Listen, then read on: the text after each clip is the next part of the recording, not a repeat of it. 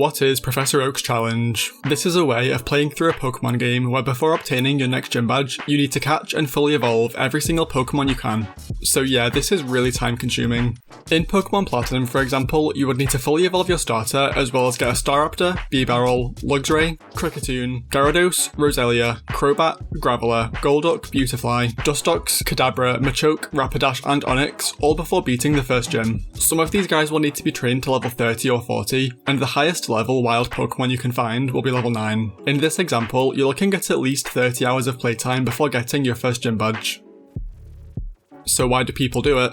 Well, some people like the grind. It's pretty fun to go out and catch every Pokemon you can, and some people also enjoy training them all up. It's really slow, and it could take you weeks or even months, but I guess that's what makes it so rewarding when you finally complete the challenge. So if you wanted to do Professor Oak's challenge, what would be the easiest and hardest games to do?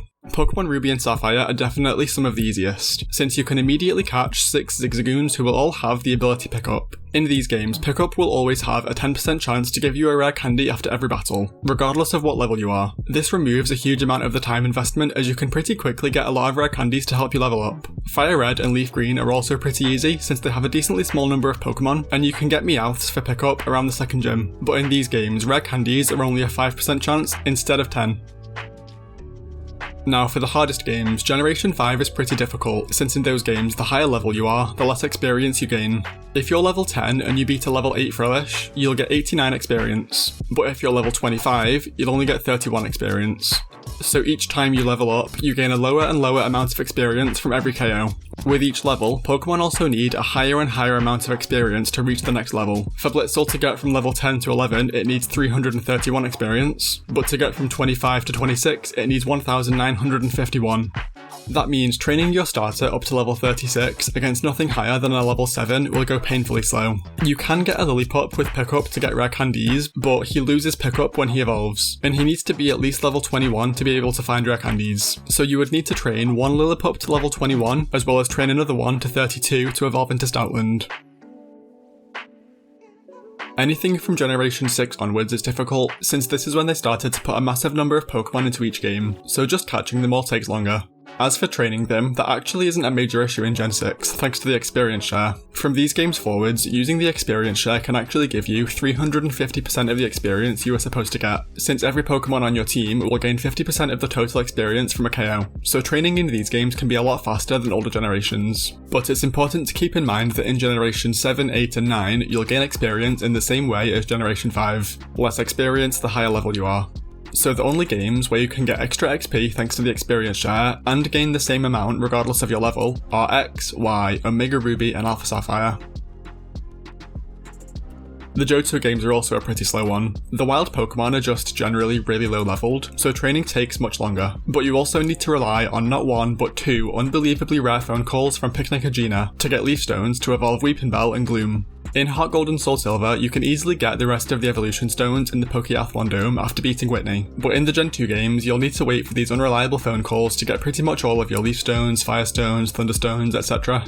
Even though you only need to wait for 2 phone calls in the remakes, the rarity of being called still makes this take a massive amount of time.